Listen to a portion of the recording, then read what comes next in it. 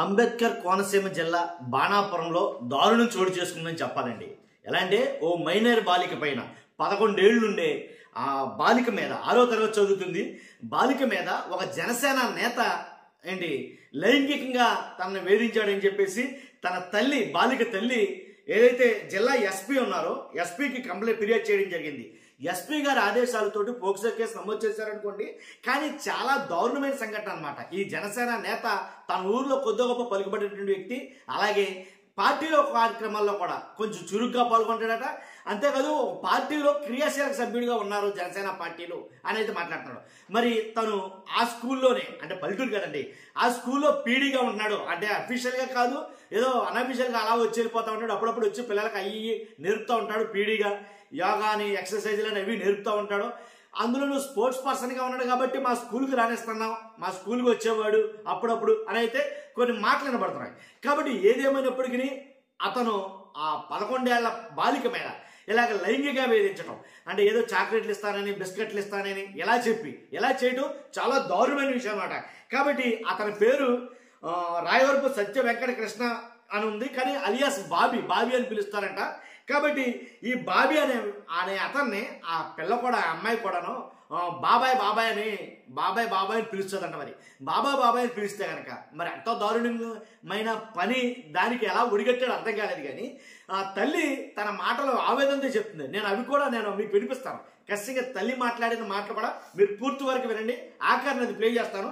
కాబట్టి ఇలాంటి పని చేసినట్టు అంతకుముందు చూసుంటే కనుక మనం ఏదైతే తుని సంఘటనలో అది మరీ ఘోరం. అసలు ఆడి వయసు ఏంటి, ఆ పిల్లకి జరిగిన అన్యాయం ఏంటి, దీనికి తోడు సమర్థించుకుంటూ టీడీపీలో సంబంధించినటువంటి కొంతమంది యూట్యూబర్లు ఏదో పిచ్చ వీడియోలు ఏదో చేస్తారు. ఇప్పుడు జరుగుతుంది అన్యాయం, అక్రమం, ఇంతకన్నా దారుణమైన పరిస్థితులు ఇంకెక్కడా జరగకూడదు కూడా. కాబట్టి అలాంటి పరిస్థితులను సమర్థించకూడదు, దాన్ని ఖండించాలి వెంటనే. ఇప్పుడు తల్లి చెప్తుంది ఏమనంటే కనుక ఇలాంటి వాడికి ఎలాంటి శిక్ష ఇయ్యాలో అలాంటి శిక్ష ఇయ్యండి అని తన ఆవేదన అంతనే చెప్తుంది. కాబట్టి ఏంటంటే అసలు ఏమీ తెలియని అలాంటి బాలికల మీద వీళ్ళు ఎలా చేయడం అనేది ఎంతవరకు సమంజసం తునిలో చూసాం మనం. కాబట్టి ఏంటంటే కనుక తాతయ్య అని అన్నారు. కాబట్టి తాతయ్య అని చెప్పేసి అక్కడికి తీసుకెళ్లి ఎంత దారుణం చేశాడు. తర్వాత పనిష్మెంట్గా మరి దేవుడే ఇచ్చాడో పనిష్మెంట్ తరగతంగా తీసుకున్నాడో తెలియదు, కానీ అతనైతే అలా జరిగింది. కాబట్టి ఇక్కడ ఈ సంఘటన చూస్తా కనుక అక్కడేమో టీడీపీ కార్యకర్త లేదా నేను ఇంతది టీడీపీ కౌన్సిలర్ని అని గొప్పగా చెప్పుకున్నటువంటి పరిస్థితి. ఎక్కడ చూస్తేనేమో జనసేనకు సంబంధించినటువంటి ఒక నేత చాలా యాక్టివ్గా ఉంటాడు, క్రియాశీలక మెంబర్ అన్నారు. అలాగే పార్టీ కార్యక్రమాల్లో చురుగ్గా పాల్గొంటాడని అన్నారు. మరి ఇలాంటి పోయే కాలం పనులు ఎలా చేస్తారో నాకైతే అర్థం కాల.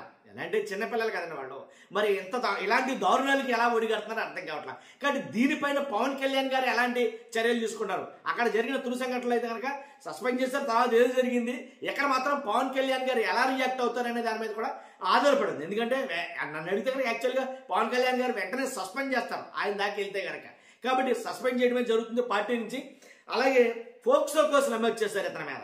కాబట్టి అంటే చిన్నపిల్లలు ఎలా ఉండాలి ఎలా ఉండకూడదని కూడా తల్లిదండ్రులు కూడా ఒక అవగాహన ఉండాలి ఏమండి. ఎలా అంటే ప్రతి స్కూల్లోనూ ఒక ఎడ్యుకేషన్ అనేది సెక్స్ ఎడ్యుకేషన్ అనాలో ఏమనాలో మొత్తానికి దానికి ఒక డిసైడ్ చేసి, ఎలా అంటే బ్యాడ్ టచ్ గుడ్ టచ్ కొన్ని స్కూల్లో చెప్తారు, ప్రైవేట్ స్కూల్స్ కావచ్చు గవర్నమెంట్ స్కూల్ కావచ్చు. కాబట్టి దాన్ని విస్తృతంగా వాళ్ళకి చెప్పాలేమో పిల్లలకు కూడా. అమ్మ ఇక్కడ పట్టుకుంటేనేమో బ్యాడ్ టచ్ అమ్మ, ఇక్కడ పట్టుకుంటేనేమో ఇది కూడా బ్యాడ్ టచ్ అమ్మ, ఒకవేళ ఇక్కడ తల మీద చేస్తారమ్మా, ఇలాగే ఎక్కడ బ్యాడ్ టచ్ ఎక్కడ గుడ్ టచ్ అనేది ఖచ్చితంగా తల్లిదండ్రులైనా వాళ్ళ చైతన్యం వచ్చి పిల్లలకి చెప్పాలి. లేదా స్కూల్ టీచర్లైనా సరే వాళ్ళలో చైతన్యం రేపు వచ్చేటట్టుగా ఎవడు మంచోడు ఎవడు చెడ్డాడు వాడు చేస్తున్నటువంటి ఆడి చెయ్యేసే విధానం బట్టి అబ్బో వీడు చాలా చెడ్డోడు, ఖచ్చితంగా వీడికి దూరంగా జరగాల, ఇంకా ఏమైనా చేస్తా కనుక ఎలా రియాక్ట్ అవ్వాలి, అరిచేయాలి, గోల పెట్టాలి, గగ్గోలు చేసేయాలి, అక్కడి నుంచి సేఫ్ ప్లేస్లోకి వచ్చేయాలి. అవి అంటే వాళ్ళు పట్టుకున్న చేతులు సేఫ్ హ్యాండ్స్ కాదా అవునా అనేది ఖచ్చితంగా తల్లిదండ్రులు పిల్లలకు చెప్పాలి. లేదు టీచర్లు అయినా సరే, తల్లిదండ్రుల తర్వాత సెకండ్ తీసుకుంది టీచర్లే. ఎందుకంటే మొత్తం లోకాన్ని అంతా చూపించేది వాళ్ళ కళ్ళతోటి తప్పేది మంచిది చెడేది చెప్పడం తప్పేం కాదు నన్ను అడిగితే కనుక. ప్రపంచ దేశాలు పాటిస్తుందని కనుక ఇతర దేశాలు అయితే కనుక సెక్స్ ఎడ్యుకేషన్ అనేది ఖచ్చితంగా అమలు చేస్తారు. అక్కడ వాళ్ళు చెప్తారు అన్నీ కూడా. ఇక్కడ మన ఇండియాలో అదేదో పాపంలాగా చాలా స్కూల్లో చెప్పకపోవడం. అమ్మా ఇక్కడ నేను ఇలా టచ్ చేస్తాడా వాడు చెడ్డోడు, అమ్మా నేను ఇక్కడ టచ్ చేశాడా వాడు చెడ్డోడు, ఇక్కడ టచ్ చేశాడా వాడు చెడ్డోడు, ఇక్కడ టచ్ చేశాడా వాడు మంచోడు. తండ్రి అయినా లేదా మావయ్య అయినా, లేకపోతే బాబాయ్ అయినా, లేకపోతే వాడి అన్న అయినా, ఎవడైనా సరే ఒక ఆడపిల్లని, ఒక మైనర్ బాలిక, ఆడపిల్లండి మైనర్ అయినా మేజర్ అయినా సరే వాడు ప్రవర్తన తేడాగా ఉందంటే కనుక ఖచ్చితంగా అబ్జర్వ్ చేసే దశగా వాళ్ళకైతే అవగాహన కల్పించాలి. 100% ఇలా చేస్తే కనుక చాలా మటుకు సేఫ్ హ్యాండ్స్లో ఉంటారు వాళ్ళు. కాబట్టి ఇలా జరుగుతూ పోతే కనుక రాజకీయ పార్టీలు కూడా దీన్ని చాలా సీరియస్నెస్గా తీసుకోవాలండి.